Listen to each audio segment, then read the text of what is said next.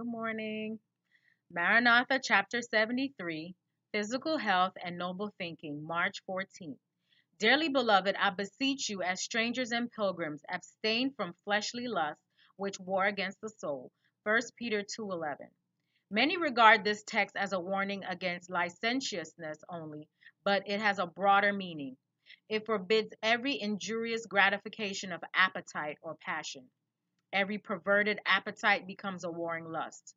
Appetite was given us for a good purpose, not to become the minister of death by being perverted and thus degenerating into lust which war against your soul.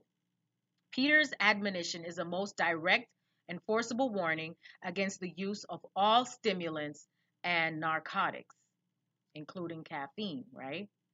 These indulgences may well be classed among the lusts that exert a pernicious influence upon your moral character.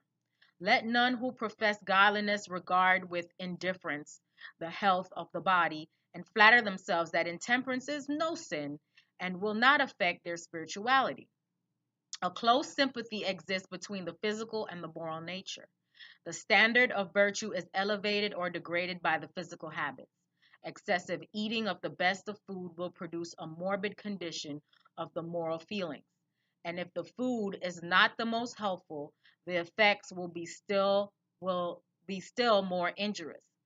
Any habit which does not promote healthful action in the human system degrades the higher and nobler faculties. Indulgence of appetite strengthens the animal propensities, giving them the ascendancy over the mental and spiritual powers. The strength of the temptation to indulge appetite can be measured only by the inexpressible anguish of our Redeemer in that long fast in the wilderness. He knew that the indulgence of perverted appetite would so deaden man's perceptions that sacred things could not be discerned. If the power of indulged appetite was so strong upon the race that in order to break its hold, the divine Son of God in man's behalf had to endure a fast of nearly 6 weeks, what a work is before the Christian. Yet, however great the struggle, he may overcome.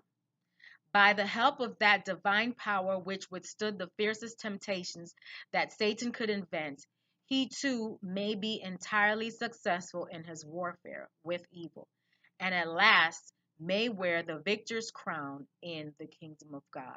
So let us watch our appetites today. Our body is a temple. Let's exercise. Let's eat the rainbow. And let's have a good day. Maranatha.